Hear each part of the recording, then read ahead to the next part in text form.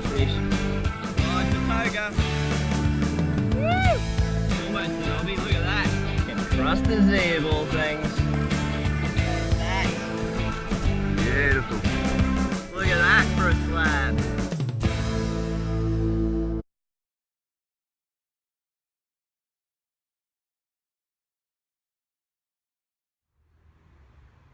Okay, so just for something a little bit different, we're going to be running through some installations of a couple of different accessories on the 4-meter Dragon Hunter today.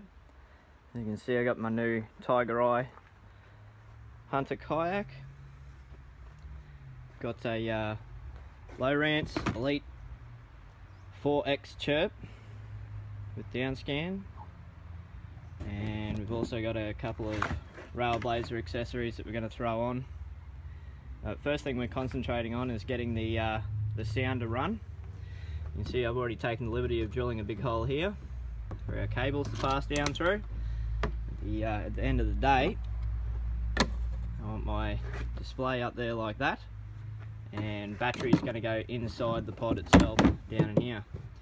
Second hole I've drilled in here to pass the cables into the hull. It's important to have it in a high spot. You don't want it down here in the bottom, because if you get water coming in here, it's obviously going to go straight in that hole. So having it up nice and high is going to eliminate the chance of any water getting in. To pop the cable out at the back, I've started taking out this rear hatch here. Should be able to get that up now. We're going to make a little notch and bend it down here so that we can run our cable underneath this gasket here and go from there. Alright, so our next step is getting the cables run. Got 2 cables. Your main power, obviously marked with the red plug. Got a couple of terminals on the end to connect to the battery, and a inline fuse there, just in case we have any short outs. And we've also got the transducer and transducer cable. It's got a boat mount on there. I've picked this one up second hand, so we'll be taking that one off. But transducer cable is the main one that we want to worry about getting run at the moment. So we're going to have to send that up through the back, because obviously the transducer is not going to fit through that hole. So that's where we'll go next. Okay. So we need this blue plug here to go up through the hole and then pop out through this hole here. Now it's quite a challenge to do that because the slack in the cable, obviously. So what we're going to do here is grab a length of tie wire, and we're just going to run that up through the hole.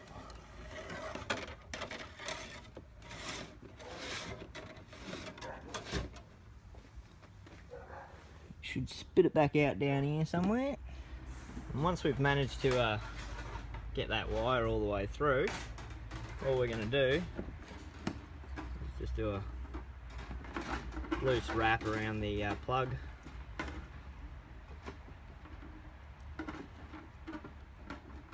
Like that. Just enough to grab, and you want the tail end pointing away from the end of the plug, because you don't want that catching as you're trying to pull that up through the hole. So we'll give that a go.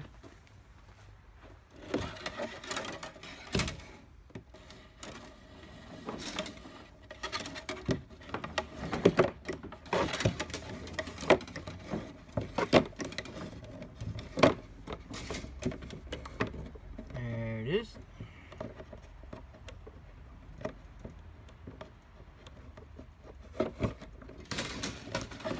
There we go. Okay, from here we get our power run, which in our case doesn't even need to be that long.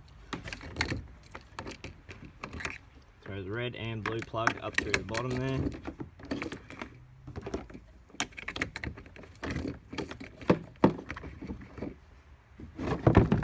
So they are both sticking out through that hole in the top. Now, we want to position the base, get that all ready to go. Cables come up through the middle and out through that hole at the back. And once we have those cables through, it's just a matter of positioning the mount at the right angle so that it's over the top of the hole, it's facing the right way. You want the cables coming out towards the front of the kayak, because obviously you don't want the cables in the way. You want to be able to see what you're doing. And we're just going to use the stainless steel screws provided to fix that down. Okay, we've got our mount screwed down now. Cables sticking up through the back. Just using those stainless steel self-tapping screws. Nothing special.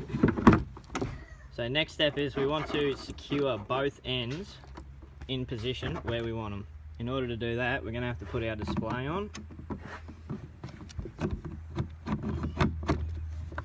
This clips on like that. And then we plug our cables on.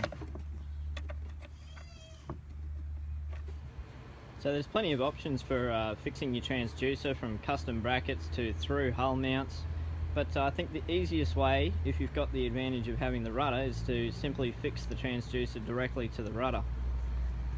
All it is a matter of doing is positioning your transducer so that it's obviously pointed down when you're in the rudder down position, and you don't want it so low on the rudder that it's going to hit the bottom whenever you come into low water, but you want it as low as possible so you're getting a good reading, good depth into the water.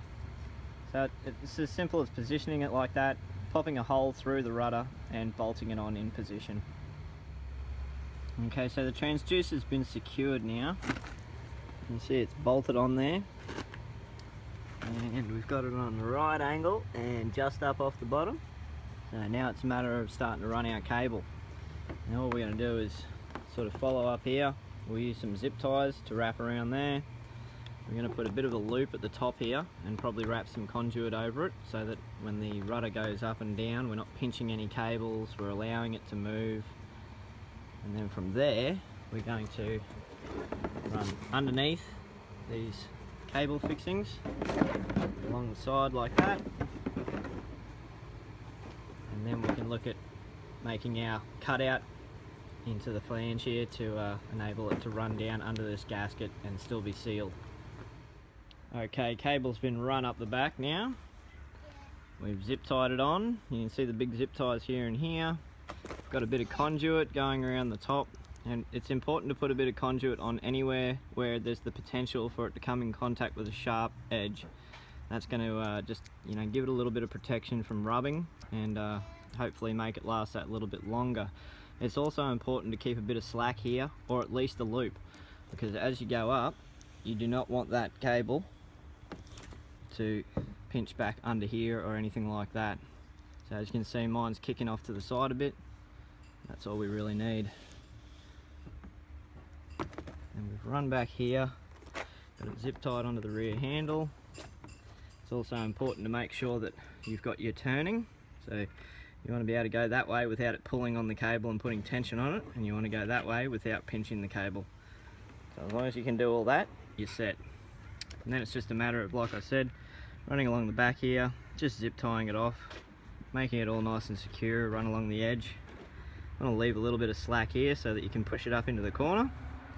And next thing we're going to do is make a little notch in there for our cable to pass down through. Okay, so we've got our notch cut there in the flange. And you'll see that I haven't gone all the way through the flange with the notch. I've just gone about 3/4 of the way through, and then that last little bit you just want to make a slight divot. So the idea is the cable can hang freely in the notch, and you want to just ever so slightly crush the cable in that little dig out. Now the way I achieve this is pretty simple. It's just pick your spot, get a drill bit the same size as the cable, or slightly smaller is probably a little bit better. Punch a hole about halfway through, and then just cut the excess out. I'll just use the tip of the drill bit here to channel that out a little bit, very carefully obviously. And the main thing is you don't want to take out too much. You don't want this loose once the hatch goes back down. So from there, the cable is going to sit in a little something like that, and then the hatch is going to get screwed back over the top of it, and that should give us a nice watertight seal around there. Too tight, you're going to damage the cables inside. too loose, and you're going to leave a big enough gap for water to get in if you do copper wave up on top, which of course you want to eliminate any potential of getting water into the hull if you can. So that's where we're at now. We're going to screw the hatch back down now and move on to the next step. Rear hatch been reinstalled, cables running under there. See it sitting down nice and flush in there. And he pokes out the bottom just like that. You can feel on the back of that edge it's not too tight, and that's looking good. Now that's basically all there is to it. All you've got to do from there is secure up all this slack, just bunch it up and throw a zip tie around it, throw it back inside the hull.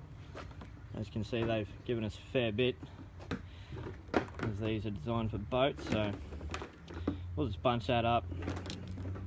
And up here at the display side of things, what we're going to do under here is basically, again, run any excess cable down inside the hull, have our battery terminal sticking back up out this hole, so we'll do that now.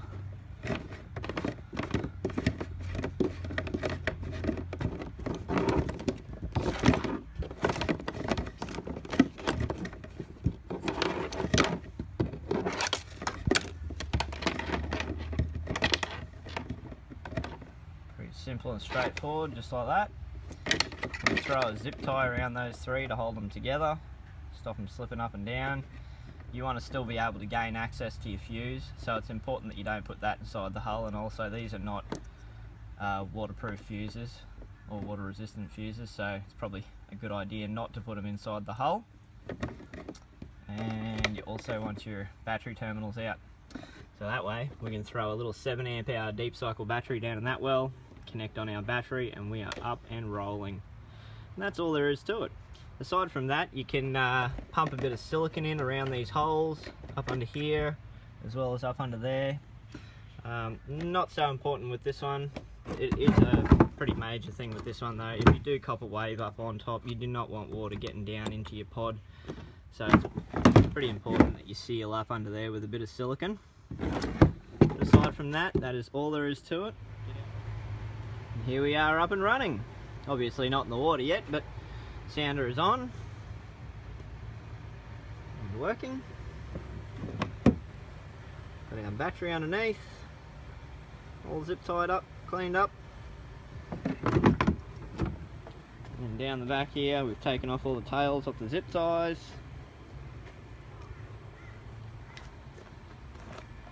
We're all ready to go. Right, so now we've got the sounder installed, there's one other project that I want to tackle today, and that's fitting up some of this Railblazer gear. Decided to go with Railblazer purely for the variety of different accessories that are available that all fit into the same mounts. So we've got a couple of HD mounts here, and we've got a couple of side ports as well. So the idea is going to be, we'll have side ports up here, one on either side, and then I'm going to have a couple of HD ports, one at the front here and also one just behind the seat. Now the main idea for the ports that I've got going on is obviously our two side points are going to be our two rod holders, so we're going to have one out each side running two rods trolling, and also our front and rear are going to be a selfie stick and a light pole. So we're going to fully deck this kayak out eventually. So mounting the star ports is really easy and straightforward. These side ports only have two holes. They come with stainless steel fixings, with a couple of self-tappers or a couple of bolts depending on the situation. Definitely, if you can use the bolts, use the bolts. But obviously you need to be able to get your hand up inside to be able to put the nut onto the back of it. So, you know, take some time and think about where you're going to put them, think about your access, and make sure you use stainless steel, especially if you're going into salt water. Good thing here, we've got some easy to follow instructions and hole centers. We love hole centers. So we're going to punch through the center of them hole centers. That gives us a guide to mark it out. We'll simply put them where we want them, mark our holes, drill a couple of holes, and it's as simple as bolting the port on. With that one I'll be able to reach up through the front hatch here. That's going to, you know, get in there nice and easy. And the only other thing we've got to do is put a little bit of silicone onto each one of the bolts a little bit onto the back of the port before we put it through, and that's just going to add to the firmness of the mount and stop any water getting into the hull. So all I've done here is put the guide up against the kayak where I want it, and just use the tip of a knife to just mark those hole centers. A little bit of a twist and you end up with a couple of nice little hole centers like that for you to drill into. So here we are, all finished up, ready to go on our next fishing adventure. Looking pretty neat. All up took about an hour and a half, a little bit over, but not that we were trying to break any speed records. It's best to take your time, think about these things, how they're going to work out, because you want to get it right the first time. Anyway, that's all for today. We'll see you guys next time.